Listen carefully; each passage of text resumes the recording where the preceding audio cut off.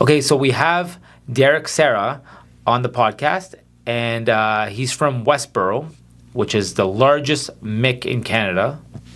Well, I would say one of the largest residential. So he's one of the largest residential MICs in Canada, and he's happy to give us the insight and give us some information about him and the MIC. And welcome to the podcast. Thanks so much for coming. Thanks, Danny. I appreciate it. And we were just having a chat. We're talking about, like, right now, ratios. So a MIC is big. Oh, can you actually explain? Sorry, can you explain what a MIC is? A lot of people don't know what a MIC is. Yeah, sure. And so, happy to be here today, and always nice to spend time with a very successful and well-known Ottawa broker. In the world of lending, you kind of have banks that most people are familiar with, and then there's alternative lenders who can do some business that banks cannot do.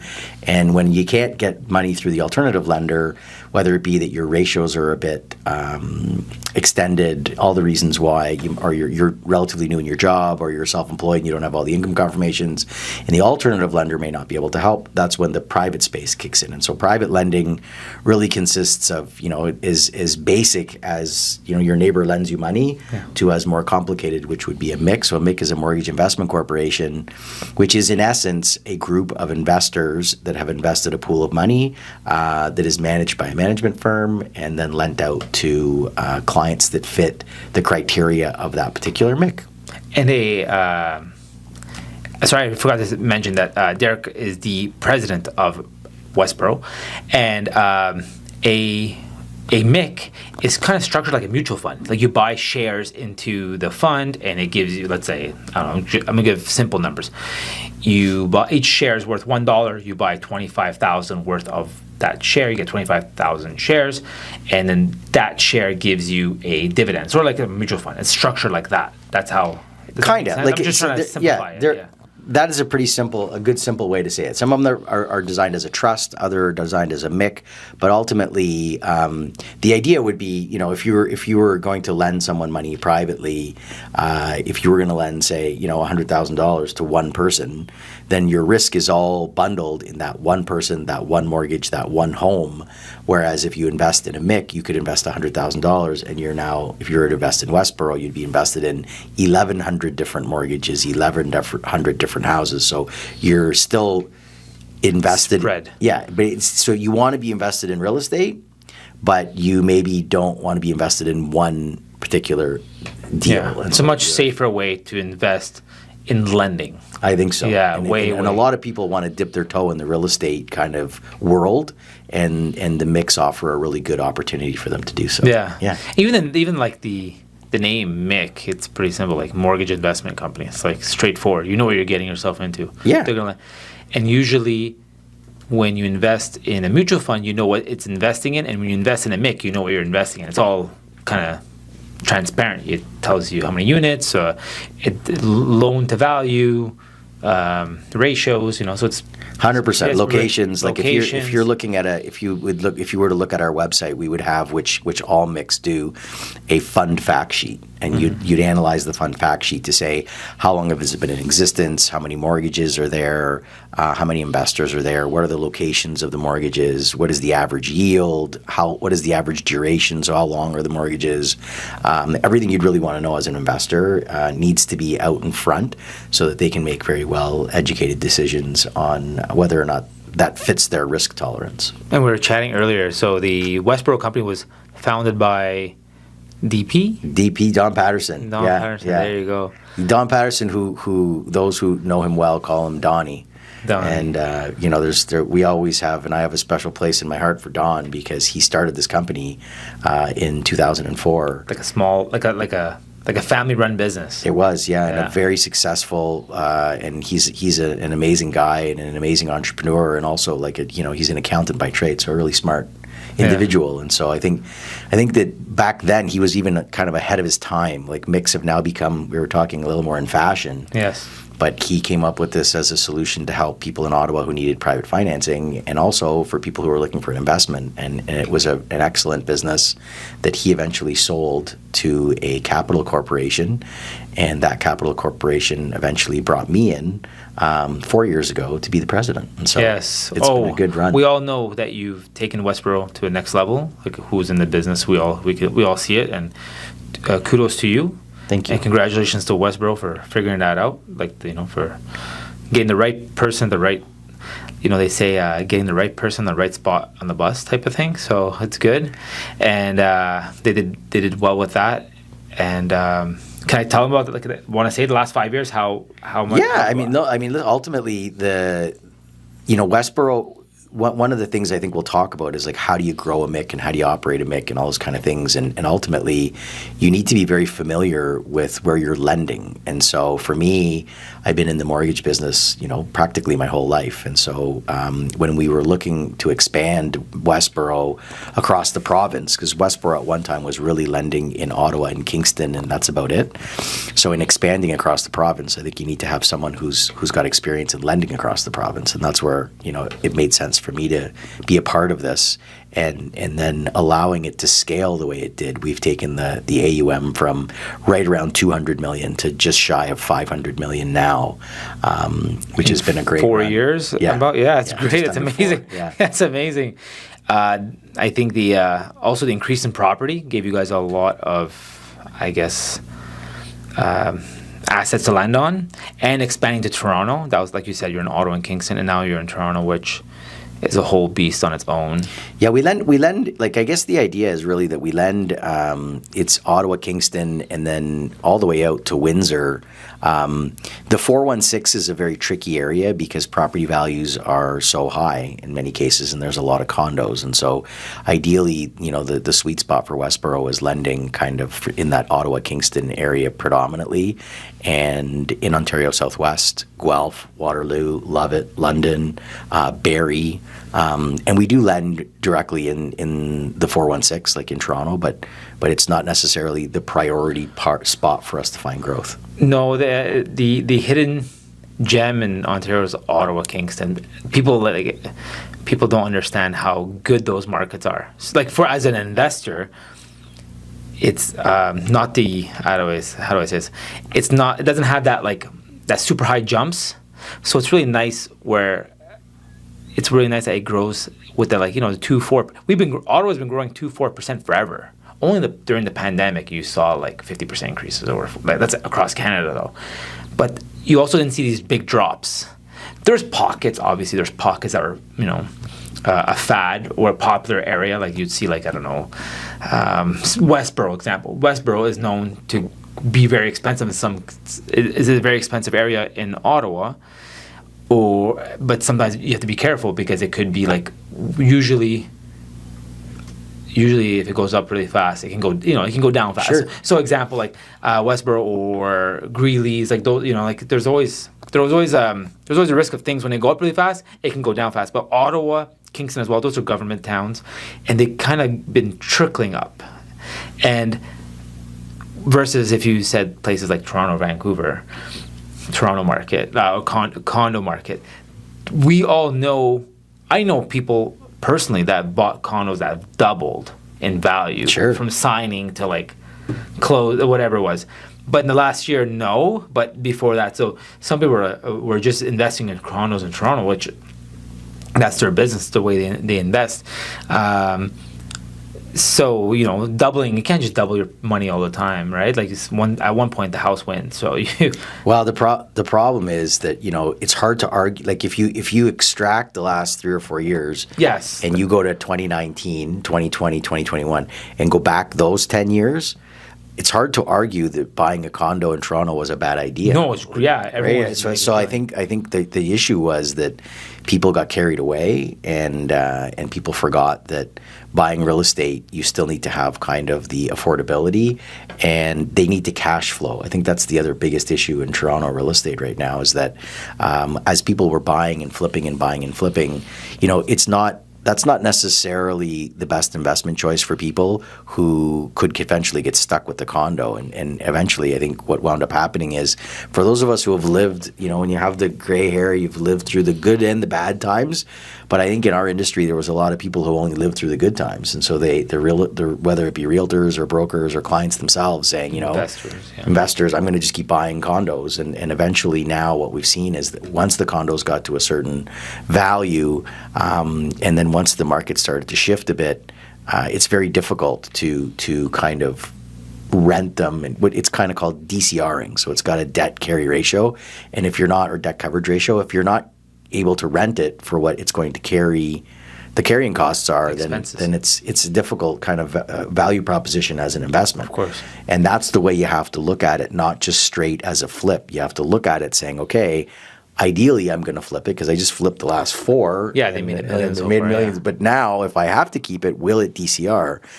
And the challenge now is it's not. And, in some cases, though, people are okay with that. Like they say, it's going to cost me an extra $300 or $400 a month to chip in to keep the condo going, but I have an asset, and I maybe bought it with one of my kids in mind, that at some point, if they're going to go to school in a particular part of the city, or they're eventually going to want to be living in the city, I can then move the tenant out and move my kids in, and so they see it as an investment. But if you don't have the cash flow available, it can be very tricky times, and I think that's a little bit of what we're seeing now, in particular in the condo market in Toronto. I saw statistics that 80% of all purchases of condos were investors. Wow. Yeah, like this could be off of Ron Butler's. It could be. I think that's where I got it from, and off his podcast or something. He said 80% are investors, but they're like mom and pop investors. Interesting. Yeah. So people bought them, like you said, like for their kids to or rent it out, and then thinking, oh, I'm gonna lose $200-300, and then I'm gonna give it to my kids so they can be near the university or whatever it is. That's not a bad idea to think it that way, but I think some people are thinking of it as a flip. Absolutely. That's the. And I know for the longest time, banks hated flippers. Like that was one of the things they hated, because they want you they want the relationship long term, right? So when I'm talking about banks, I remember if you said, oh, if I submitted a deal back in the days and said, oh, he's gonna renovate and flip it, no. Like the bank would say, no, that's a nice MIC deal. Sure. That would be a nice MIC deal. You guys know we're partners. Pay your high interest and your fee. We're partners. You're about to flip it, make $100K. You pay us our 2%, fee, whatever it is. Like that was a good business. The bank doesn't do that, so they're thinking you're going to use me for variable rate for 3 months and pay me off at So they didn't get into that business, but the flipping is really great, like you said, for 10 years or since 2008. Let's say it's been going up, and then 2020. Well, it kind of kept going up in 2020. 2022 was a COVID was a big game changer. And I mean, I'll date myself a little bit to say, like, back in my days when I was a banker, I mean, you generally only lent to people that owned one home and they had one mortgage, and that was it. And then became the whole kind of craze of a HELOC. So then all of a sudden it was like, oh, let's let you tap into the equity of your home, because the banks smartly at the time wanted to have collateral charges, not conventional charges on these properties, to lock up the equity, but also to allow clients to have access to the equity. And so then properties are all of a sudden increasing significantly, and people have access to their equity. And so what are they doing? They start buying investment properties. And then this condo kind of craze came on. But when I was, when I started lending, very rarely, like maybe sometimes people had a cottage, but very rarely. It was really just wealthy individuals who had rental properties or multiple properties. But now it seems like everyone has looked to real estate not only to be a place for a home for their families, but they look to real estate potentially as an investment for retirement, an investment for cash flow. We were talking about some of the multi-unit opportunities that are available. And again, people are looking at those to say, I'll buy this could be my retirement plan. And so real estate has really kind of evolved over the years, which is why real estate lending has evolved also over the years to kind of accommodate all these different people who now want to see real estate, not just as kind of the spot to raise their families, but to fit many other kind of lifestyle, including, there's tons of Canadians who have bought south of the border over the years as well. Like, Florida in 2008 during the crash. I know 2008 crash in the U.S. I know of like at least a couple of people who bought a bunch of like retirement areas or Fort Lauderdale or Miami. They bought stuff for like $50,000, $100,000, and they took their money from here, obviously brought it there, and that was a great move for them. Just for people at home, when Derek mentioned HELOC is a home equity line of credit. So it's like a line of credit you can attach it to your home and use it. It's less expensive than a regular line of credit or unsecured line of credit that you go to the bank for. And they're most of the time very large. And in some cases, when you pay down your mortgage, the HELOC can grow, which is fun. You can, and that's what they use that as an investment. So that's because I guess like a lot of viewers don't. I need to know what that is. HELOC. There's line of credit, home line plan. The RBC one's home line plan. Yeah, everyone has a different name for it. The Scotia one's called the STEP. The STEP. Yeah, everyone has a different name for it. Yeah. They all mean the same thing. They all mean the same thing. Yeah, they all mean the same thing. It's a great way to invest. A lot of people use those to invest. But yeah, they invest in more real estate. And what year do you think that started? Where people started like, I'm going to buy more rentals. Like when the mom and pop investor came in. I mean, I think back to like the city, like Toronto, because I live in Toronto, and so when I think back to the city, like around the Sky Dome in particular, which is the Rogers Centre. Oh, it's changed so much. It used to be parking around there. Again, dating myself, like and then they started building these condos, and the condos back then were like $150,000 or $160,000, and people were like, oh my god, like you could buy a house in Oshawa or in the suburbs of Ottawa for $160,000. You're going to buy a condo, and it's 700 or 800 square feet. It's so small, and back then the condos, believe it or not, they used to come with parking. Like you'd buy 180,000. Oh, now they don't anymore. No. Now the parking in some of the condos is $180,000.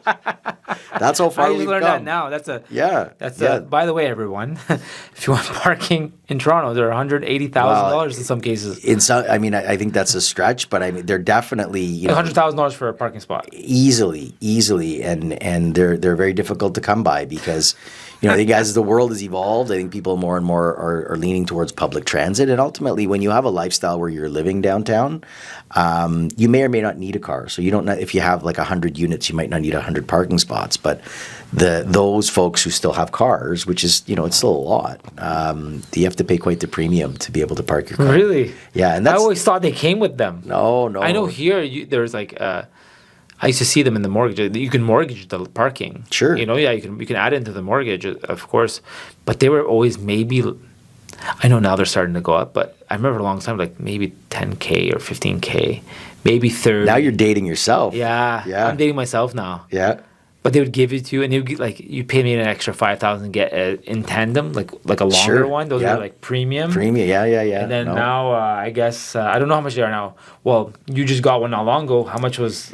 I didn't get parking. You didn't get parking. No. Yeah. How much is it? I think they're like auctioning them off. 60,000 for parking. If you can get it. Yeah. Yeah. And so you have to like wait on a list. I heard on that. Well, and I think ultimately, if you're buying the bigger units, I wouldn't say that they come with parking. I say, if you buy the bigger unit, you would have access to parking. Yes. And maybe they would have one spot. But ultimately, the evolution of the condo world has changed so dramatically. And even when you start from back in the day where it was maybe a 600 or 700 square foot condo was a small condo, and we were talking earlier when we were walking about these micro condos.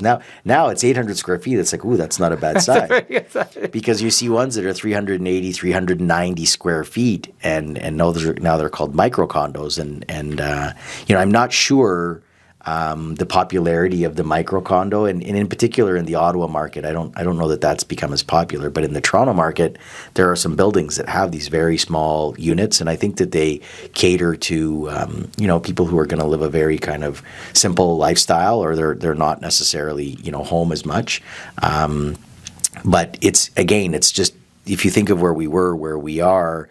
And then you wonder where we're going, because it's starting to seem like builders are going back in time a little bit. Like the micro condo kind of came and was maybe not as popular, and now they're building with a bit more space again, to allow for people to potentially raise a family in a condo or live a bit more comfortably in a condo. So, there's no more 3 bedrooms though. I've noticed. I haven't seen a 3 bedroom in a while. Yeah, unless it's a penthouse. Well, or if they call it a 3 bedroom, like one of the bedrooms is like a den or a closet or something. Yeah. No, the dog's room. Or something. Yeah, but no, it's, and I still think the condo market is one that is going. It's a very important market in Canadian real estate, because we are going to see the boomers. An aging demographic. Most of Canadians are at the age where the condo makes sense, but they're not. They're just not doing that jump yet. Well, I don't know if the 380 square foot condo makes sense always. No, but that was what it was for. Like, it was for them. It was for the retirees and like, oh, I want to live in a condo. I don't want to cut grass or whatever. It's all included. You don't have to plow any. Yeah, it's interesting. I think if you think of like a market like Oakville, which is down, beautiful place to live, very expensive homes, like some of the condos and even townhouse complexes that they're building in Oakville, they are really well kind of equipped to have someone who lives in Oakville, grown up in Oakville, wants to downsize and wants to stay in Oakville. I think that works really well for them, where you've got the bit bigger condo. But, in part, I think it's just a change of life as well, where you're going to decide that you're going to use public transit and you're going to, minimize your space and just kind of enjoy living in a space where you're not having to worry about all the kind of property ownership requirements of a home. Or you're away, like you've got maybe a place that you bought down south, and you're here for part of the year, and you're there for part of the year. And makes sense. It's a great way. That's a great way to use it. It could be. And I always explain to people what a condo to me is a luxury item. Like, it's a very luxury, beautiful, brand new. They're in great locations, best locations in usually the city. They come with amenities like gyms and. I thought they came with parking, but I guess not. Some of them come with pools, and the ones in Toronto come with basically a full gym. Looks like Good Life. Some of them, they're like beautiful. Like, they look like huge gyms in their basements, and they have grocery stores. Something not their basements, but their main floors. Like, it's incredible. It's incredible. It's a great luxury item. I always tell, and that's why they're hard to cash flow, because it's like Mercedes and BMW. It's for you to enjoy. I think condos are like enjoyment items, versus. I get why you can make money off them, the flips, but they weren't, the cash flow wise, they never made that much sense cash flow wise, because the condo fees and the property tax and insurance and then the mortgage, and it was just adding more versus getting multi units, like getting like a 6 unit or 5 unit or 3 or 3 or 3 or up, let's say, and that they just never made sense for rent as a rental. But I know Toronto, they would do that because they were doing that a lot, because I think Toronto, the rental market it was popular to pay $2,000-$3,000 for rent in Toronto before it was popular here. So people were already doing that, buying those $200,000 condos, like you said.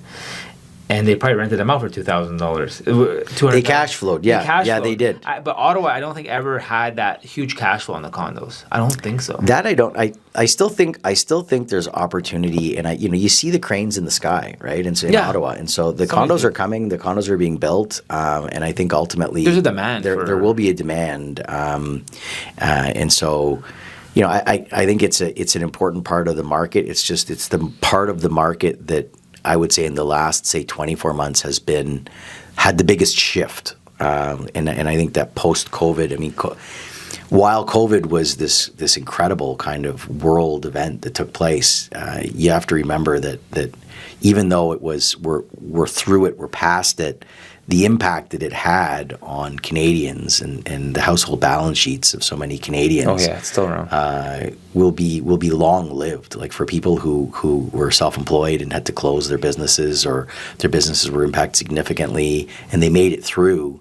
It will have impacted their finances for a long time. And so I think that ultimately with COVID as well, when people were kind of moved away from having to go in the office every day, that's hurting a lot of businesses. It didn't make as much sense to have a condo downtown, because it was awkward to get in an elevator with somebody. It was awkward to go into the parking spot. It was awkward to go into the gym. So the condo lifestyle See, you forgot already. The condo yeah. lifestyle during COVID was very uncomfortable. Like you're having to watch, everybody wanted to be alone in their house with their mask on. You had no yard to like go to. Yeah, and so people left the city. And now that I think, what's starting to happen is people have understood, at least, for me personally, like I love to be in the office with people. I love to interact with people.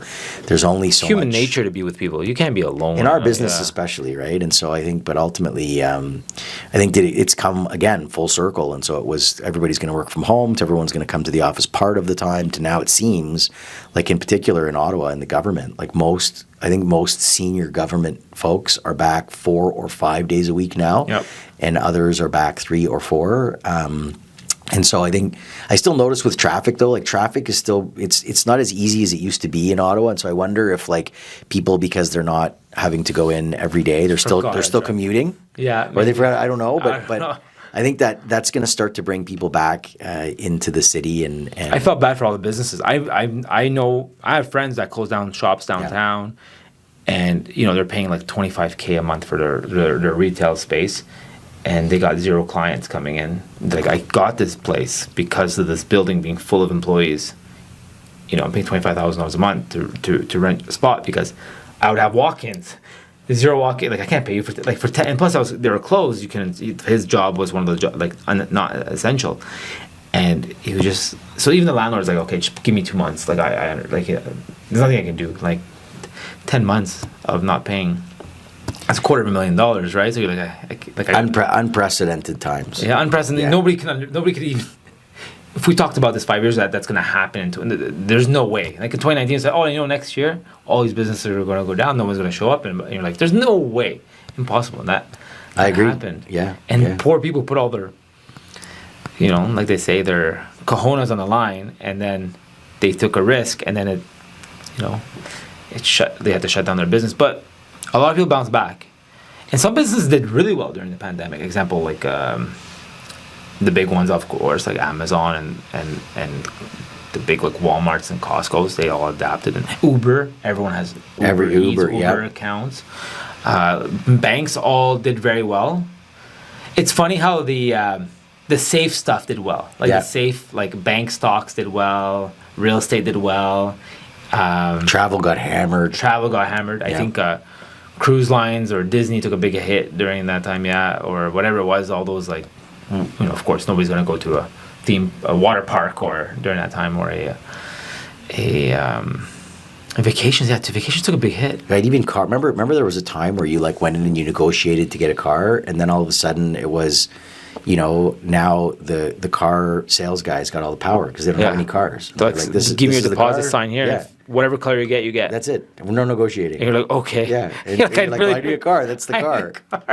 That's weird. That's unprecedented as well. And I wonder, like, I don't know that that's changed dramatically now either. I still think that I don't know if they're maybe not manufacturing as many cars as they were before. I heard certain brands are still there's still a problem to get them. Like you still have to wait like months to get like, let's say I think like a Toyota or something, like whatever. Like the ones that like the family cars. So interesting. Yeah. Like if you lived through COVID, you had those experiences, however they impacted your life, personally, professionally, financially. I think that's another kind of contributor to why private lending and MICs are still very popular now and necessary now. Really well. Yeah, because you just, in some cases, people are looking for 2 years worth of tax returns or some kind of consistency in your finances to be able to lend you money. And you're still living through the impact of that time, which was really no fault of many of the entrepreneurs that were impacted.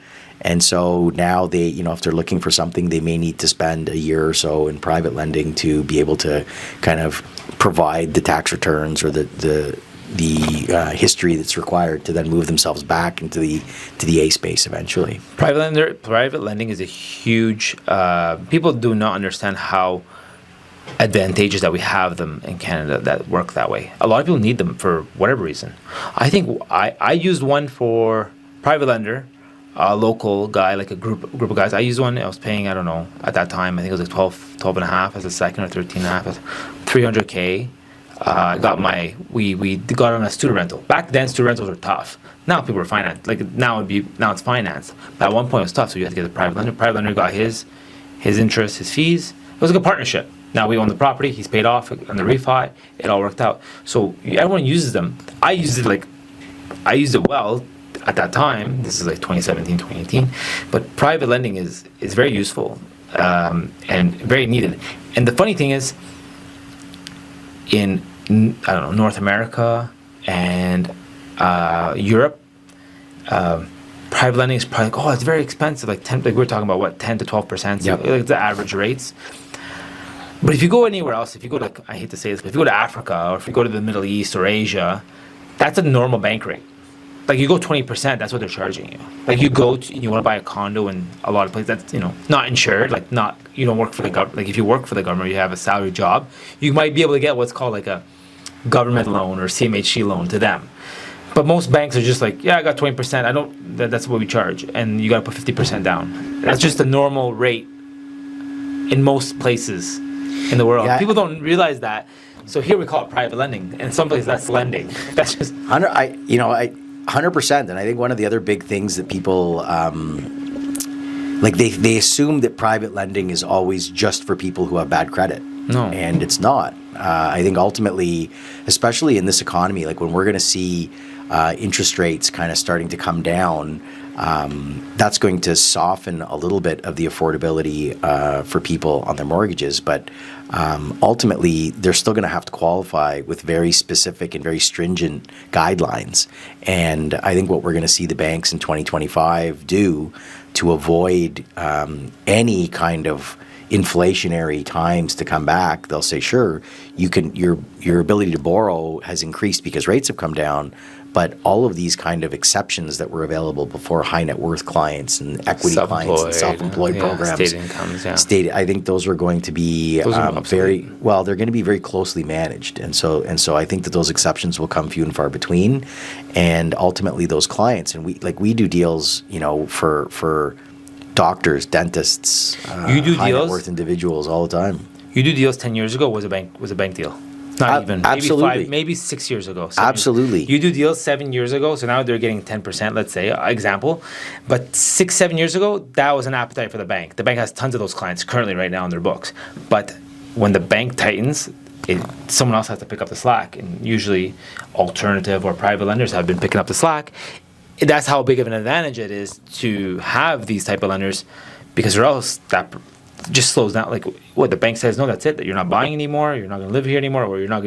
A lot of people need very large purchase plus improvements. Not just 40K, 50K. They need 300K. Yep. Private lenders like, yeah, sure, we'll help you out. Give us your plan or whatever. That's when you still want to do it, and yeah, you got to pay a little bit more, but that's just put it in the cost of your renovations. Put in your business plan. I know people who can probably qualify in the A side going to a bank for, let's say, construction, especially construction. But they'll choose to go private because the hassle is less. Because they will make more money having more money up front than they would going through lending. Like, let's say you go through an A lender, you want to build, like, A lender versus private, you want to build a semi or a 4-unit, You go when you start your construction with the A lender. The A lender wants you to dish out a lot more, have the land paid off, and maybe spend, let's say, $600K before they give you the first $100K. Yep. Versus the private lender is like, okay, your land, we can start off with 60% loan to value on this, whatever. They can start off with, let's say, half of the land, and then your first draw is when you get to framing. So you already have money in your pocket versus having the land paid off and $500,000 to get to the same stage. So when you have those two choices, you can get better deals by paying, hey, framer, I will pay you quicker, or this if you can do it for this price. So you can negotiate and have the money up front and finish the project sooner. If you finish the project 2 months sooner, that saves you, that saves you on the rates and saves you on whatever it is, and you just have to put it part of your construction costs. Or in some cases, what's not good is that people go the bank rate and they don't have all the money, and they go get partners on it. And you have other bosses to like. Yeah, we see it all the time. That's the part I hate the most, is when someone's like, I'd rather go to a bank and go get a bunch of partners and they own part of this project instead of paying, let's say, 5% more on the money. I think construction, so we're one of the few lenders that does construction. It's residential construction and financing, and ultimately, the reality is, yes, it's more expensive if you're looking at just the interest rate, but the opportunity cost is the part that our clients would tend to say, I want the money faster. I want the draws quicker. I want a little less red tape as I'm paying for all of my journey on building my home. And someone who's going to get into the world of building their home, and they're going to understand that there's a cost to everything. Like nothing's free. The permits cost money. The development fees, park and lieu fees. All these things cost money, and the interest services. The interest on the mortgage is one of those costs. And if they look at it like that, it helps. Then they understand that if I, like to your point, if I can get the draws quicker, I can get the build done quicker.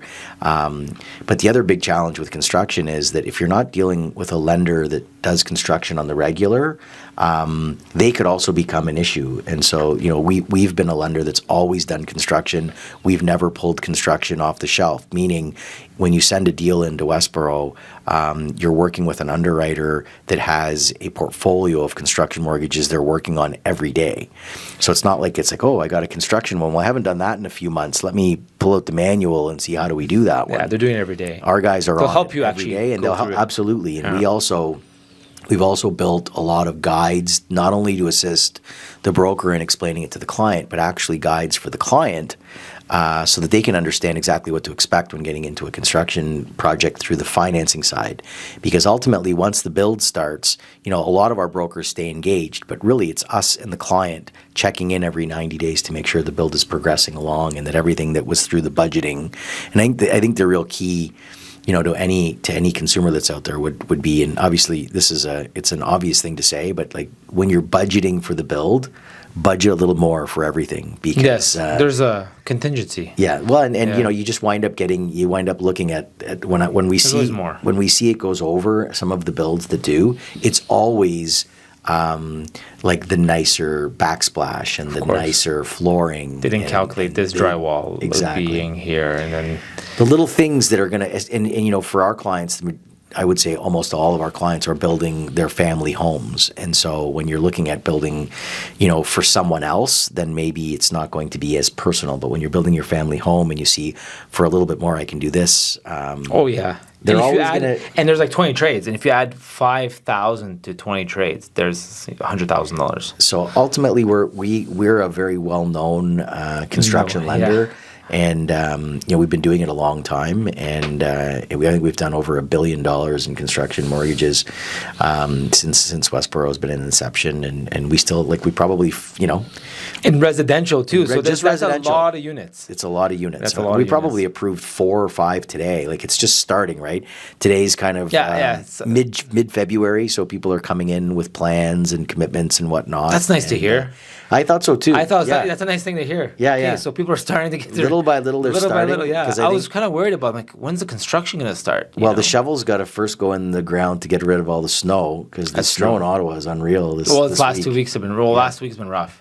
Brutal. But then once the snow's gone, I think we'll start to see them go in the ground that kind of second or third week of March, hopefully, depending on the weather, and that's when all this kind of gets going. Well, that's a good thing for the world to know, because everyone's always worried about the economy, but you guys are on the front lines, and if you guys see people starting to build, that's good. That's a lot of lumber going out. That's a lot of concrete going out. That's a lot of financing, and that's good. 5 this week. That's good in Ottawa, starting to come up. Because people only think that, I don't know, the big builders, the tract homes is what is all. But if you guys are still building the custom homes, that's great. Is there a max with you guys to build? Is there a maximum mortgage amount because I know some doctors go way over budget. It depends. Yeah, we did one in Greeley and it was over $2 million. But I mean, these clients were impeccable, and the house that they built. They're not big clients. They're not.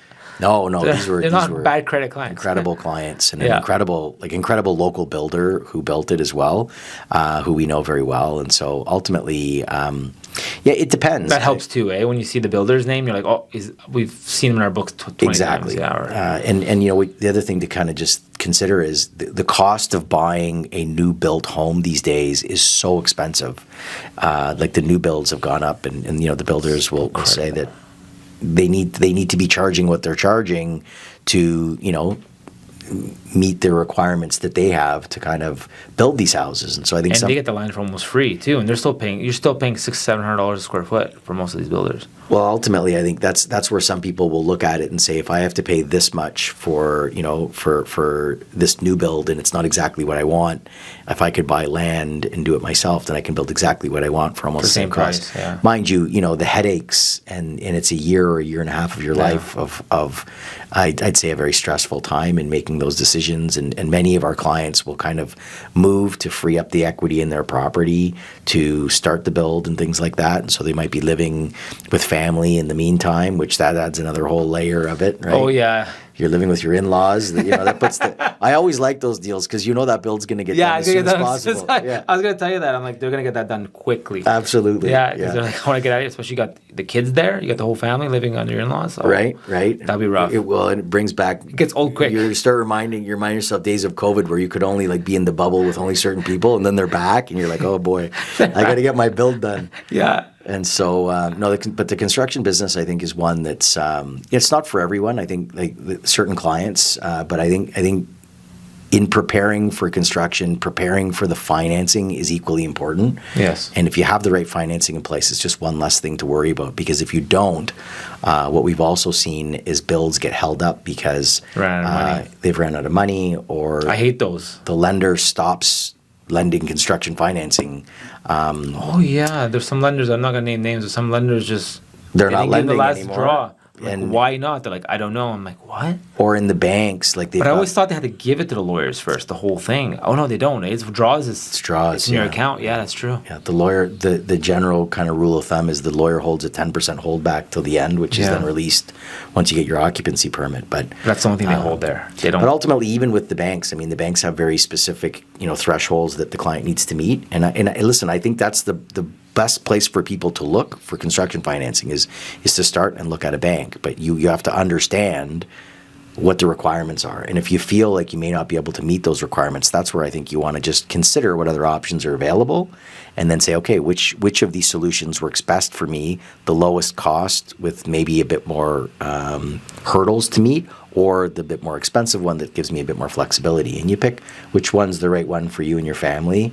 And obviously working with a mortgage broker is a key ingredient to all that, because as a consumer, that's just way too much to digest. But when you're dealing with someone like Danny or many of the other great mortgage brokers we have in the province, they're going to guide you through these kind of conversations. Yes. And we say, all want it to get done. This is what we think you need to do. And your advice being at the table is critical to kind of, steer them in the right direction. And then if it's a private, you want to get out as soon as possible. Like as soon as that build's done, we want you to move on because we want you to get into the A space. And so the broker will also kind of be navigating the build with also knowing, if the occupancy date's going to say be, May 1st, like the broker's got the credit bureau pulled 30 days prior, has a commitment from another lender ready to go, just waiting for everything to be done. And as soon as it's done, you exit Westboro, and our construction mortgages are always open, and so you could exit at any time. It's good that you mentioned that, because you guys have a program that's it's like VIP brokers, which they know construction. This is really good because there's brokers out. There's a lot of mortgage brokers out there. Some mortgage brokers are good at residential, like cookie cutter, like deals. There's some that are really good at construction. There's some that are good at commercial. There's some good at multi-units. And what's key is that if you deal with someone who knows, like Westboro's product, you already know we already do business together. So we know what they want. They know what they want from us, what we want from the borrower. And in some cases, we look at your documents and say, hey, this is looks over budget. Like I've just seen 5 other ones at 5,000, let's say 4,000 square feet. And your frame looks like it's double the price than this guy's frame. You're already looking at it. And you guys see the same thing we see. You're like, yeah, this guy's, tell him to look at, maybe tell him to, he can save some money. It's over budget, compared to the appraisal. So we kind of all are all in it together. A couple phone calls with us, we can say, hey, call this framer, or because we know builders, we know all the local good builders, and I'll say, well, or this doesn't make sense when this guy is $8 a square foot. Why are you paying $816? For whatever product, and right there you'll save $40,000 or $80,000. I've helped people go from $180,000 framing to like $90. So I'm like, well, this is an old price. This is like a pandemic price. So the prices have calmed down only because we see so often it happen, just like you guys see so often. But if you go to a broker, will never catch that. I don't think so, unless their family's in construction, or they might not. If they don't send it to Westboro, then that other lender might not catch it either. And those mistakes can cost you. That's just one trade, $80,000, or that can cost you a lot. Like I know doctors, super smart. They're smartest guys in the world, right? Are doctors, and I see their stuff. I'm like, whoa, you're paying like so much money for your windows. You're paying. You're like, why? But it's like, I hired a person to do this for me, and that person is obviously going to their trades, and that's just. It tends to be you need to come up with a reasonable number of a price per square foot. Yes, if that number is it seems about what's expected, then everything is fine. But if that number is on the high side, price per square foot, then it needs to make sense. Yeah. And there was one deal that we looked at where the price per square foot was astronomical for this very small modest bungalow that these folks were building, but they were building like this cutting edge energy efficient property that had, like, I look at these deals every day, and I had never seen some of these products that they were using in the roof and product and special windows. And the worry from a financing perspective is that over budget. Well, even if we finance for what the budget is, the issue is is anybody going to want to pay you for that value? Right, exactly. Yeah, at the end of the day, if your product's not worth what you're paying, you're going to pay $1 million, but your house looks like in the subdivision that you're in, every other $700,000 house. It's just because, and not taking away from the energy efficiency of the home, but somebody might look at it and say, you know what, I really don't care how energy efficient your home is. You built a home custom to you. Or I pay $300,000 less and pay $200 more on my gas bill. Exactly right. And so that's kind of when you're the more, I guess what I would say is the more you customize the home, the more it needs to be discussed in terms of loan to value and all those kind of things. That you have to have a bit more skin in the game because ultimately if the property had to be sold, it needs to be a saleable property. Yes. So, but that's across the board. Even if you weren't doing construction, if you're just that's across the board. Yeah, it's across the board. No one wants to hold the bag at the end. Just because you like the home so much and you. Like you said, they wanted a futuristic / energy efficient special home, but they're paying $2,000 a square foot. They're like, don't do that. Like that's a big mistake. You're gonna just burn your money, and we don't want to get involved because you're partners with your lender.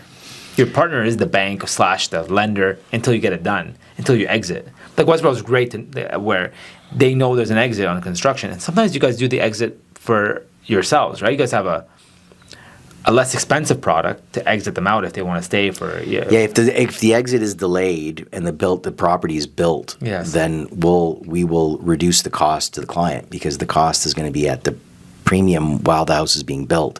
So if the exit is delayed for whatever reason, then we'll help them. We'll help them for a bit longer until the exit happens. I mean, again, we talked a little bit about COVID today. One of the other big things was during COVID, like everybody put a pool in their backyard. And they put these. I heard this. Like I saw. How many pools did you finance? Like I can't. How many pools? I couldn't believe. No, but it's not a pool anymore. They put like a resort. Oh yeah. Like when I was a kid. They thought they were never leaving their house. So I know. When I was a kid, I mean, a lot of my friends had pools in their backyard, and it was a nice pool, and we all went swimming. But now you have a pool, you have a cabana, you have an outdoor kitchen. Wow. and these people are spending $400,000 or $500,000, $600,000 in their backyard, and so again, if you're looking for financing on that, I don't know how many people want that in their backyard. So it's great that you have it, and if you can afford it, invite us over. We'll come over. Yeah, for of course, we'll come over if you build for a sure. Yeah, but that became a really big thing then with these, and I have a friend who does kind of like fences, and then all of a sudden he's building cabanas, and all of a sudden he's building outdoor kitchens, and I'm looking at his Instagram, and I'm saying, Mike, like, who's buying these? What? How much did that outdoor kitchen cost? He says $170,000, and I'm like, what?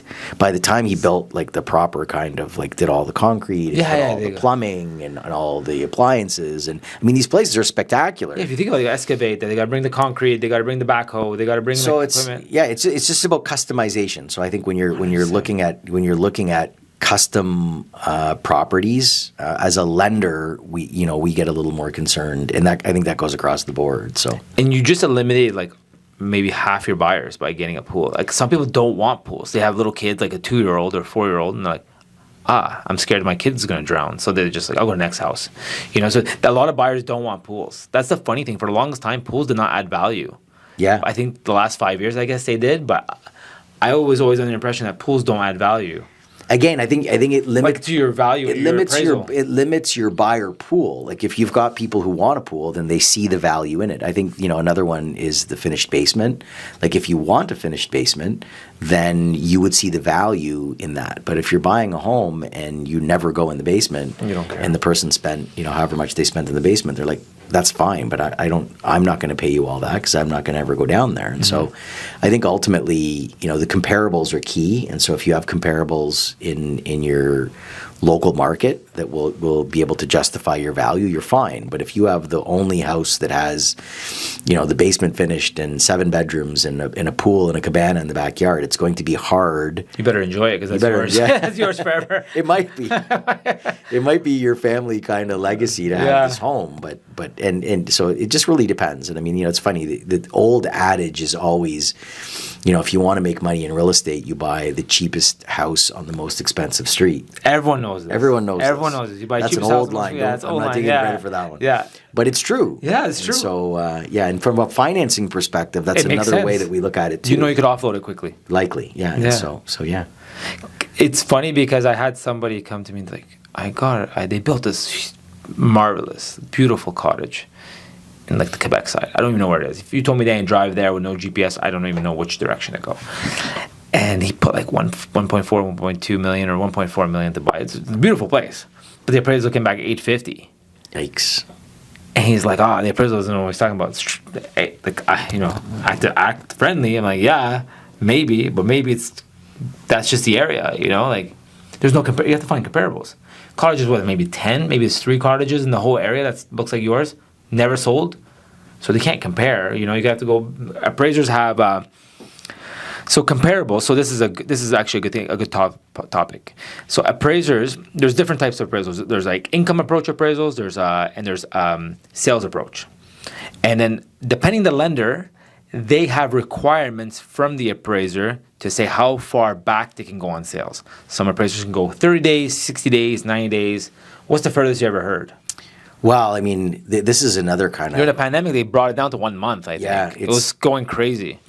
It's one of those things where this was never an issue. No. Like years ago, like you had an appraisal, and generally, it's people have a lot of pride of ownership for the most part in their principal residence. Anyway, rentals might be a bit different, but it's your principal residence. You're bringing the appraiser and showing them, like, look at the baseboards. Those are the baseboards that I picked and whatever. Yeah. And look at this is the They're special 6 paint inches and all these tall, kind of things. yeah. And so, but ultimately, the value of the property is predominantly based on numbers. It's Yeah. the size of your lot, it's the square footage, and it's the 3 houses that have sold most recently that would be ballpark like your house. And there's ways, so if you have a 3-car garage and the 3 comparables have 2-car garages, there's a way to allow for the 3rd car to be adjusted. So there's a way to look at it. But ultimately, the appraisal takes a much more mathematical approach to things. And lately, the market has been quite quiet. And so we've had to kind of look, if you've got an appraisal with comparables, the comparables maybe don't have sales since summer. Like from August and July that the comparables are there. And so when you're looking at it as a lender now and saying this is kind of what you're guessing the house is worth, They almost do the construction approach now. it's difficult. Yeah. It's difficult to be able to say, again, ultimately it depends on the loan to value you're looking for. But if you're looking to leverage the majority of the equity in your home, appraisals are coming in light right now. And I think that I've seen that, yeah. it's going to be a challenge. Especially on the condos. Big time, because a lot of them haven't sold. And so Yeah. I don't think it's an unsurmountable challenge. I think that the spring market, I've always said this for those of you who have known me, like the spring market will spring. It always does. Yes. People are forced to move in that. Whether it happens in spring, that's not always the case. Like a few years ago, the spring market hit like in December, January, and then sometimes it hits later in the summer. We got a lot of pre-apps coming in. The spring, yeah. Yeah, because we deal a lot with spring. relocation, the military, so Right. they get their posting messages now, and they're because some people in Canada are forced to move. And springtime is where you can move because you can't move your kids during school season, so that helps. And then there's other people who move because they want to sell, like the hot market. They want to sell during the hot market. So spring is gonna be spring. You're right. It's gonna happen. And it'll help because you need a baseline of transactions to allow for the comparables. And then once you have the comparables, it will start to, establish values and what very good educated guesses are on values as it relates to appraisals. But yeah, there's always going to be, I have this interesting deck that I share when I'm kind of just chatting with brokers about reasons why people go into private lending, and a few of the big reasons are death. Like I think, a few years ago we had almost 400,000 people die in the country, like in any one year, millions of people divorcing. Oh, separation was a boom during the pandemic, yeah. Right? And so even now, like you see, and in the real estate world, you go from having one client to having two clients. That's you have true. one mortgage, you have two mortgages, and so they refer you my ex is gonna call you, but not with me, and you're like, oh, great. yeah, Sorry to say, but not that we wish that on people, but it happens. But it happens. Amicable. And so ultimately those are some of the reasons why people are in the middle of dealing with their finances, whether it be a death in the family or an inherited property or now a divorce, or people converting from salaried positions to contract or self-employed roles, and they're still relatively new at it. And so those are a variety of reasons why you wind up with people who are coming into the private space. That's true. But ultimately, that spring market will help to kind of, I think, establish a better baseline for values in Ottawa and across the province. Yeah, the appraisers need it too. Because I've noticed that the appraisals are coming in light on some stuff, and you're like, oh, sorry, like it's a refi, so it's not a purchase. Purchases are usually a bit safer when it comes to appraisals, but I kind of like psychologically get them ready. I'm like, don't be shocked if it comes in like 10% less than you think, just because the market, there's no comparables. Yeah, and it's clients. It's not to say they're wrong either, but when you're looking at it with that very mathematical approach, like it's not my house. I'm just going to do the math and I'm going to give you the numbers. Oftentimes, it's the client who can be quite shocked, and sometimes they get mad at the broker. They're mad at the broker, they're mad at the lender, they're mad at the appraiser. But ultimately, we all want the deal done. Everybody, exactly. Yeah, like if it was, we would all want your home to be 20% higher than you think, and we all want the rate to be lower, and we all want the fee to be lower. We all want everything to work out. It's just there's a math across the board for everything, and we're all here together. We're all the same team. We're all trying to get it done. So if you had to because your experience is 25 years in banking or 20 years? Long. Yeah, we'll leave it at 20 years. So it's 20 years. 20 years. 2004. Long time. Yeah. 2005. And then what do you like to debunk for clients? Yeah. Starting with private lending, I would say that people kind of, the optics of it are that it's people who can't necessarily qualify elsewhere. But I think what gets sometimes missed is the speed of transactions. And so, in some cases, a deal is going to be closing at a bank. Like you're selling your house, you're buying another house, and then all of a sudden at the last minute, the sale of your property falls through, and you're going to relist it and you're going to sell it, but you've got to close now on the property you bought.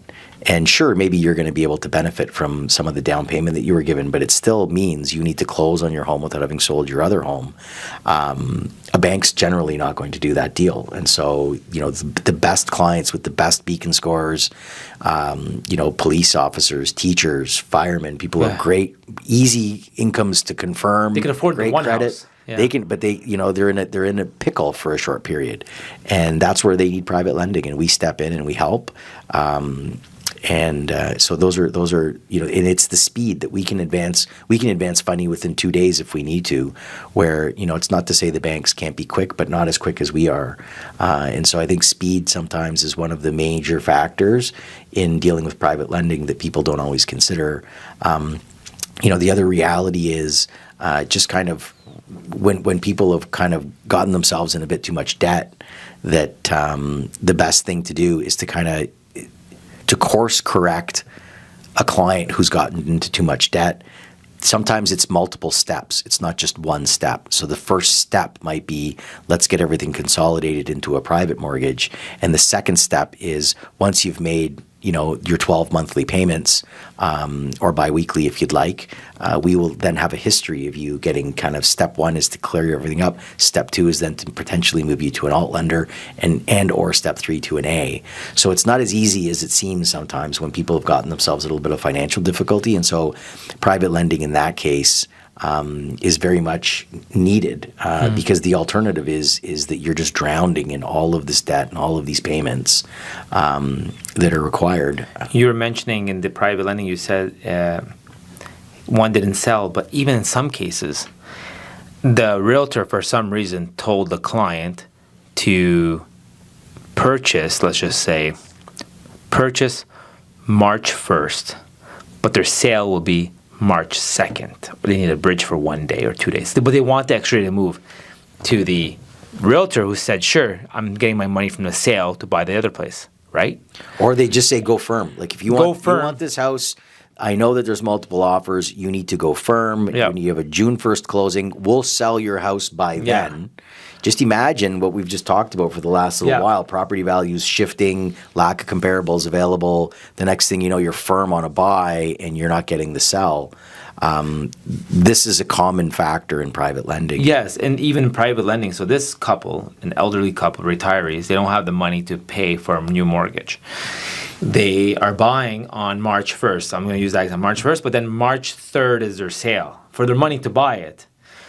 So they go to their bank. They're thinking, oh, I need it. My realtor told me I can get a bridge loan for 2 days. I just need this where I'm getting my money. Well, you don't qualify for a bridge loan, for a $600,000, $700,000 bridge loan. Like, well, I have the money for my house. Like, that's just not how it works. So a private lender's got to come in, maybe charge $2,000 or $3,000, whatever. Let's say like for 1 day or two. You're lucky that private lender came to fix the mistake of your realtor. Didn't know that you need to qualify for a bridge loan for 5 days or 3 days, right? Because some people just do things without knowing there's a whole financing part 100%. of it. That bridge loan, not everyone. Would RBC, you worked for RBC a long time ago, would RBC approve for a retiree $500,000 or $600,000? Not without a firm sale. Like, you need to have the They firm had the sale. firm sale, but they still had to qualify for it. They couldn't. This was a TD actually. Yeah, I think it all kind of depends, right? It still has to make sense, but I think the other component that we have available to us is that we're able to what's called tag properties. Oh yeah, a blanket, yeah. So it's a blanket or a tag, same kind of thing. And ideally, what it does is, like, let's just say, for example, you're selling a rental property and you're buying another rental property, and just with the dates and all the complexity of the transaction, you might need money that overlaps. We would be able to then potentially take the money we're giving you and put a lien against your principal residence as well, to give you the maximum amount of money that's required, so that you maybe don't have to tap into your savings or liquidate from a tax perspective, which can be difficult. That's what it was. The bridge is maxed at 300 or something. That's what it was. Yeah. That's what the issue was. You're right. So you guys would have been like, well, we can tag both properties, give them the money for a couple of days. Yeah. It comes back, the house sells, and away we go. And everyone's happy. They got their home. Yeah, I mean, I don't know that they're thrilled, but they're paying $6,000 we came up with a solution. It's a solution. And you get a call the Friday when it's closing the next week on Tuesday, and you're like, okay, send me your stuff now, and we gotta get a private. And you're like, yeah, we can do it. Just get everything in now. And then you got the 2 days, and then you get it. It's a rush. Nobody's happy about it. That's like last minute, but another interesting one is really, like, you've seen, like, mortgage rates for the most part in a decreasing, like, we saw interest rates just kind of tumble to almost nothing. Again, we keep talking about COVID. During COVID, that was a weird time. Right, it was. And so I think when people got money at 2%, very smart people took the 2% and locked it in for as long as humanly possible. Yes. And so in that, you're talking about, say, 2021.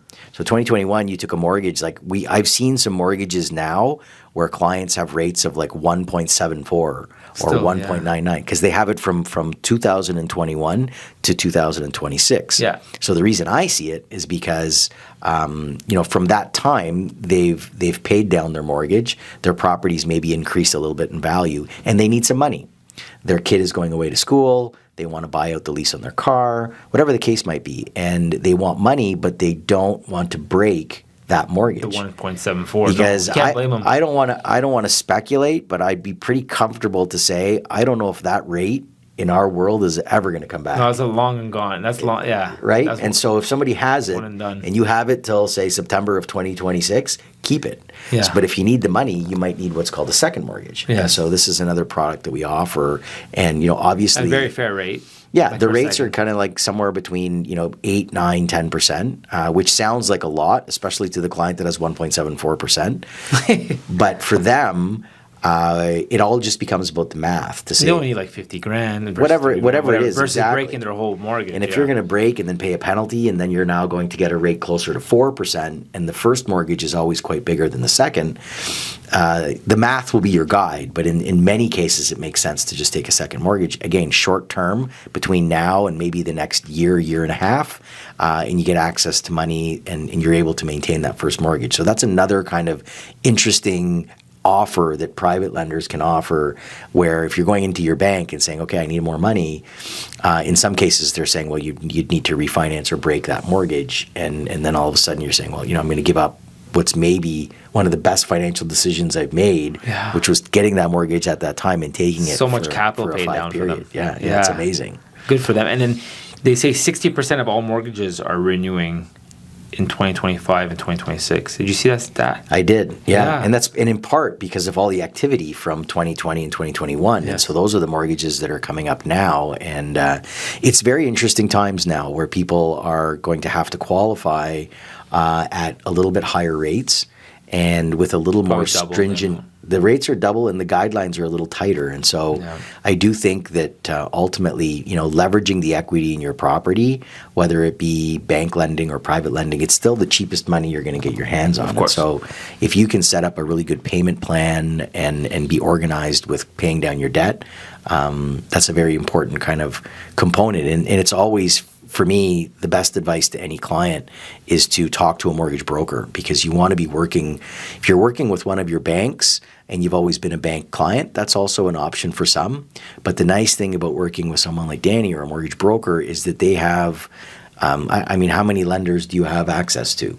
Oh, many. Yeah. Many, 30, 20, Yeah. a lot. And Yes. there's many And we lenders. get like ambassador programs, and we're all like at tiers if you do so much business. So they'll discount the rate for you. They'll give appraisals paid for. There's always like bonuses when you do a lot of volume. And so, but there might be VIP with Westboro. You get when you do volume. when it's you good. do volume, Yeah. there tends to be availability Costco for price. additional special Costco pricing. But anyway, I think that getting good financial advice is key. Yes. And whether it be on the investment Your side of your options. life, on the mortgage side of your life, wherever the case might be, is if you surround yourself with good people who can give you good advice and they're good at what they do. As a consumer, I think that's the best bet. And so a mortgage broker is someone who would have access to many different lenders and many different programs that they can, socialize with you. And then ultimately, as a consumer, you're going to pick the one. You might wind up picking a bank because the brokers all have access to the banks as well. Yeah. So that might be the right solution for you. But I think that in our conversation today, just talking about the markets outside of the major markets being the alt and private markets, those are the spots where They're growing because they're needed product. Yeah. The banks are very, like you said, stringent or strict now, and which means their appetite is less for certain type of clientele. So luckily there's alternative in private that's willing to carry it. And they're lucky to have it. We're lucky as brokers. We're lucky that there's lenders like this that exists, because we can still service those clients who come in saying, I really want to build my $1.5 million dream home or $2 million dream home, but they're paying 1.5 for it or whatever, because they got a good price or whatever. And we're still there, even though we're saying, well, you need way more money if you go to the bank because you have to own your land and you got to have the floating cost to get it to, they're like, no. Well, we go to the Westboro example, they'll start you off on land. So at least you're starting and you can get it to completion. We'll do the exit. So you pay a little bit more in some case, but then you get the exit strategy and you're back. Everyone's happy because you guys don't want them to be in construction for 10 years either. You want it 1 year, what is it, like 1 year? And if you go past a month, you're like hoping that they're done within a month or two max. Listen, it needs to make sense. And I mean, ultimately, some things to do with building, like the weather has a lot to do with it. Like if you've got snow the way you have now, it's going to delay projects, or where there's weeks and weeks and weeks of incredible amounts of rain. Sometimes we've had in the summer, so there's many factors that go into a build. So we understand that, and we have we make it make sense for the client, and that's just part of being kind of an experienced construction lender. What is your take on a lot of the like let's say CMHE? Or CMHE back in CMHE you could I hate to keep talking about COVID, but during COVID people bought at very minimal down payment, and some people bought $1 million homes, like from not track homes or big builders homes, and they paid like 1.3, 1.4, 1.5. You've seen them, sure. And do you feel like there's a bit of a worry for that bank not wanting that on their books anymore? Like thinking about it, like, hey, we have a lot of these like homes that were sold at $1.7 million. It's like it's a 2-car garage townhome and 2-car garage home in the suburbs for 1.7. That's what it was worth, and they're probably $200K in or $300K in, which is a good down payment at that time. But they owe 1.2, and they're like, "Oh, the house is worth like 1.3." Like, do you think that's in the back of anybody's mind? They're thinking about it, it comes back to these appraisals and what is the actual value. And so I think that we need. I'm glad to see that interest rates are coming down. That's helping, because I think it's going to help, and it's going to help. Two key factors. It's going to help to slowly start the market up, but it's also going to help all of these people up for renewal. Because I mean, one of the interesting things is that as Canadians, we tend to be very resilient when it comes to paying for our mortgage. And so I think that so long as people are making their payments and they're communicating with their banks to make sure that they let them know what their affordability is, and because I know through all of the changes in the variable, like there were some. Oh, it went up to like 7. Interesting. It went from like 2 times, or 1.8 to like 7, back down. Now it's getting better. It's getting better now. Now it's more. It's reasonable. It's a more reasonable price. Now it's still higher than it was, but still more affordable price as long as you didn't get the $1.7 million mortgage. Well, I don't know that if you're making all your mortgage payments, I don't think a bank's going to say, "Well, we don't want you as a client." But maybe you're not going to get the absolute lowest rate that you thought you were going to get because they might price it a little more differently. That's what I mean. For risk. Yeah. So that might be something different. We don't know yet. Coming. Yeah, it's coming. But that's interesting times. Yeah. It's good for us as brokers. We're good, a lot of renewals. Well, again, I think that at renewal, it's an important time because again, like the banks all calculate mortgage penalties a little differently.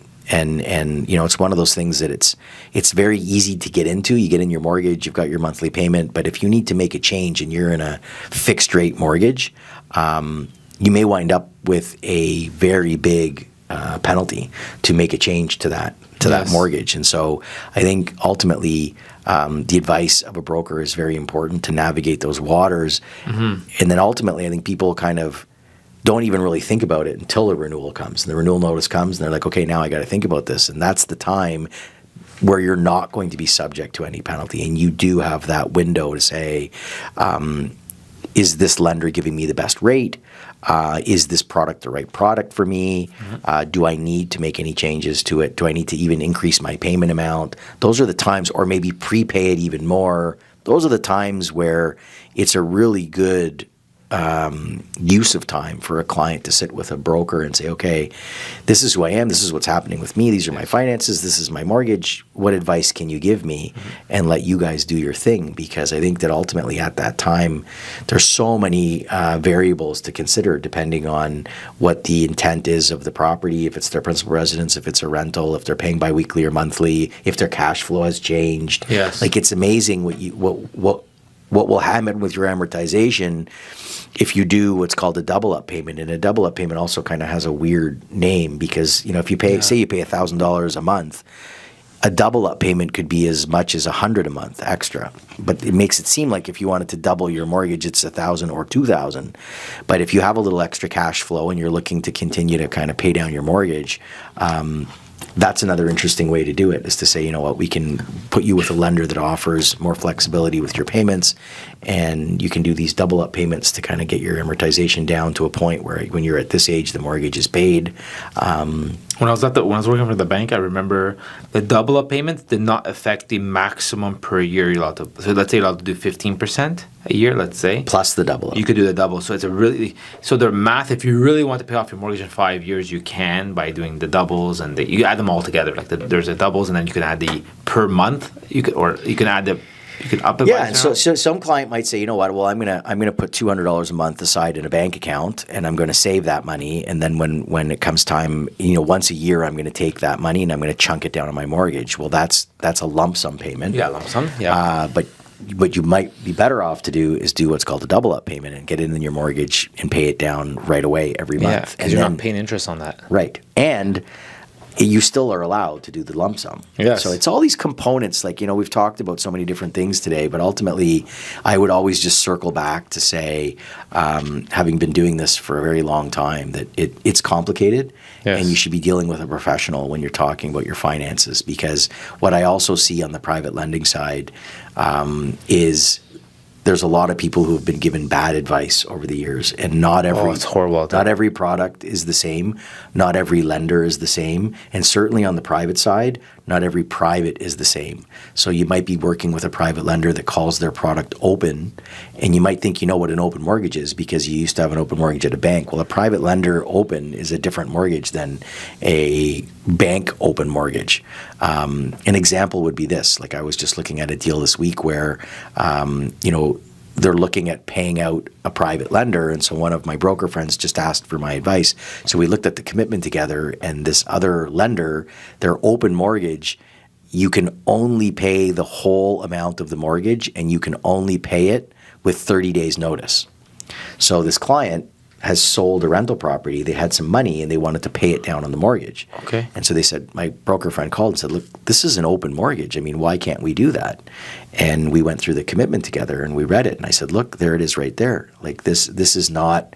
And he's like, well, is that how it works at Westboro? I said, no, of course not. I said, kind of predatory feeling, but I don't know them. But yeah. You know what it is? It's one of those things where it's buyer beware. Like, you're going to sign up. Yeah, it is. 30-day notice. Okay.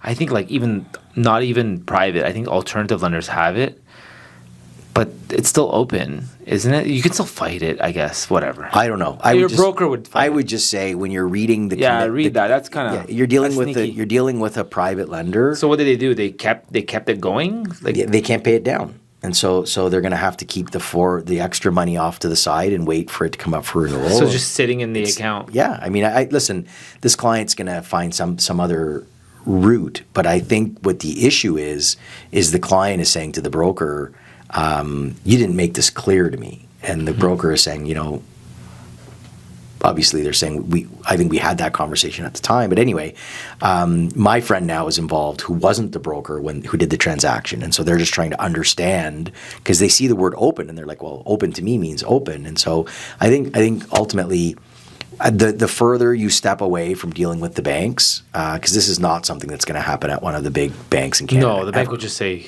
never. An open is maybe an open. A discharge here, $200. Whatever, So, yeah. but it's not. But you just have to remember that private lending is not dealing with a bank. No, and it's so different. You need to, and there's a reason that companies like Westboro have been around since 2004. There's a reason that we've gotten to be able to scale the way we have, and we have the trust. Very impressive. Well, and we have the trust of a lot of big brokers. We don't do things like that. And the big brokers are just not going to be interested in working with clients that are going to have, surprises with their finances. And so when you become a brand that people know, like, and trust, like Westboro, then everyone's going to feel comfortable with it, and the mortgage broker is going to use the Westboro funds for the short period that they need them, and then move them on with no surprises. And I think that's a really key ingredient that I'm always preaching to everyone when I get a microphone in my hand, is to say, just remember, not all private lenders are created equally. And There's a new one popping up every month. I know. I don't even know how to get my emails. yeah, they do, right? I Yeah, know, you see I know. that? That's I know. I see them, and they probably get your email emails. me Yeah, too. because And I read it. yeah. I read it, and I'm looking at the email, thinking, "Wow, I mean, this is an interesting product." Every day I get a new private lender just emailing. I'm like, wow. Like some of them I used to like keep, and I'm like, okay, maybe. But it's like a new one every day. I'm like, okay, this is getting out of control. But There's a lot. It's like what I feel. It's a wave of big city private lenders coming to Ottawa. That's what I felt it was. I felt like they already existed. I just didn't know about them. No, I agree. I agree with that because Yeah. even some of our industry events, like if you go back, a few years ago, the industry events were where we all get together and have a few guest speakers and kind of collaborate as a group. There weren't very many new faces in the room. Everyone saw everyone. Yeah. We have a really good nucleus and a great group in Ottawa.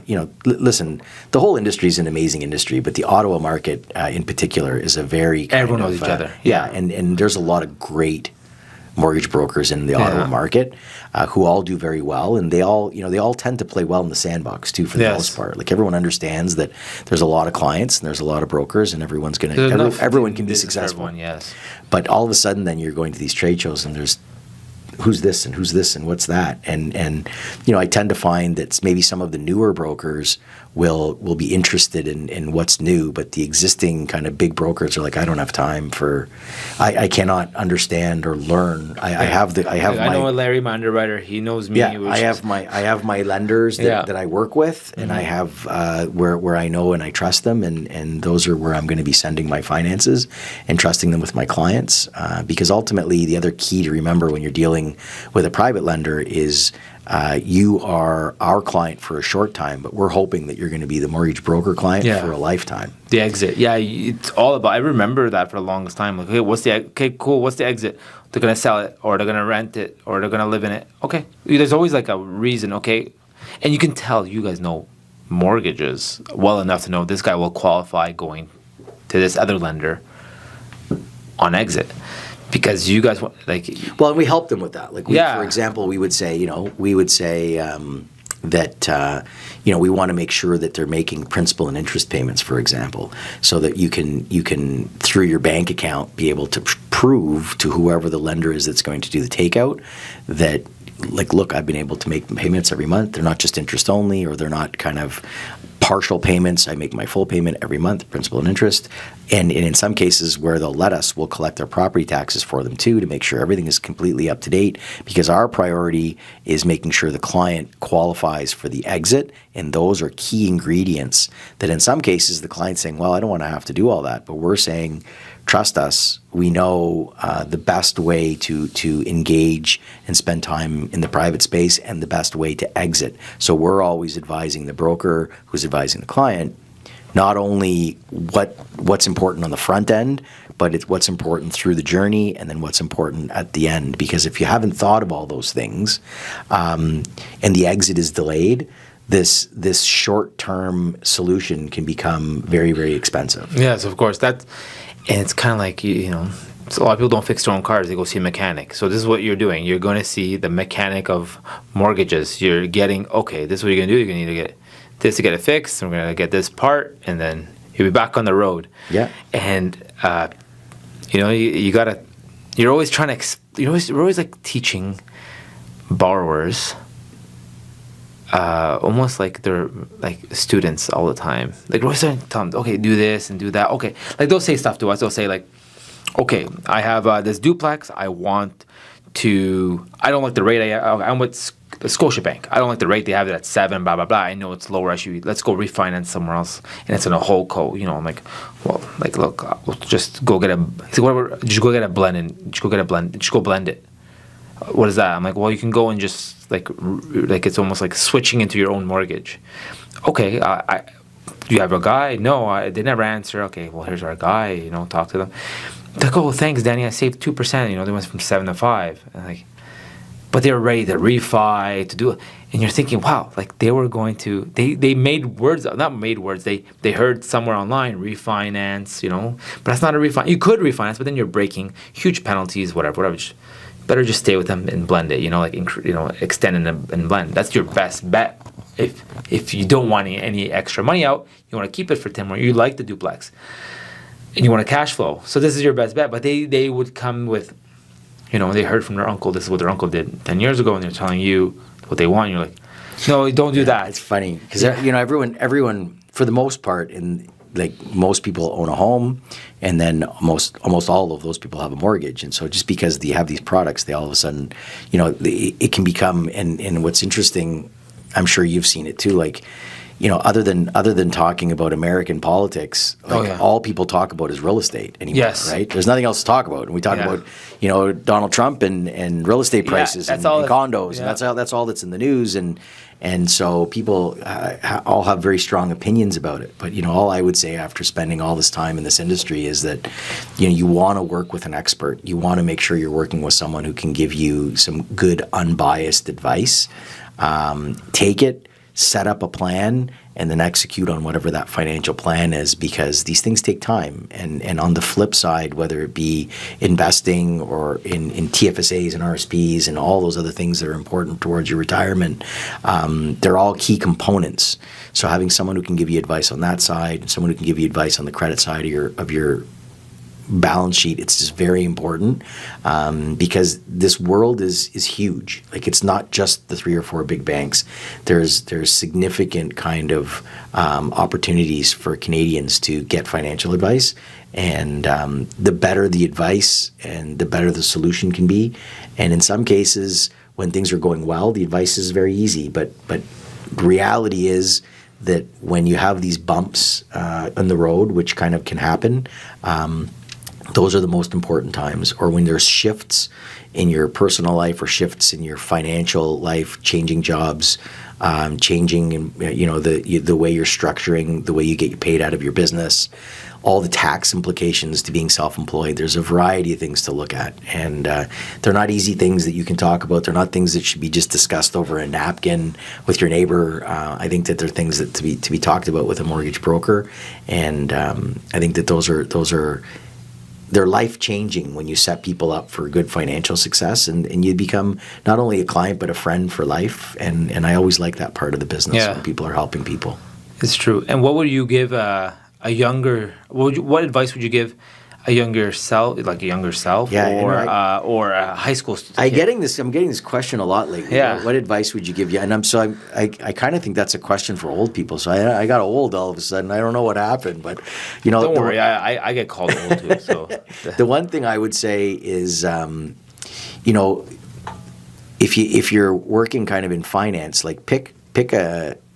find someone who has a job that you like, and work backwards on what it took for them to get into that career. And in many cases, you're either going to be kind of on the credit side or the investment side, or maybe the commercial banking side. But whichever side of the coin that you select, there's education that's required, and there's also licensing that's required. And so, if you want to down the road become a financial planner, you need to do some schooling, and you need to do some accreditation, like a financial planning kind of designation. If you want to become a mortgage broker, you need to take a mortgage agent license. And then once you've become an agent for a certain period, you need to take further licensing to be able to get access to private lending. So whatever the career path that you're considering, talk to someone who has that job and see how much they like it and what you like about them. And if that's going to be the path you're going to take, then start working on the education well in advance, because it's a lot easier for employers to select people who already have the education in place versus someone who says, I'm going to get that, can you hire me now? And the education takes time. You've got to go through some of the programs can take up to a year. Some of them can take a lot longer. Let alone that doesn't include all the university requirements. And so I would say try to find a lane that you're comfortable with, and build a path through all the education and requirements that are there, so that when it comes time to potentially qualify or apply for a position, you have all those things organized, and then you're ready to go. That's good. That's good advice. Yeah.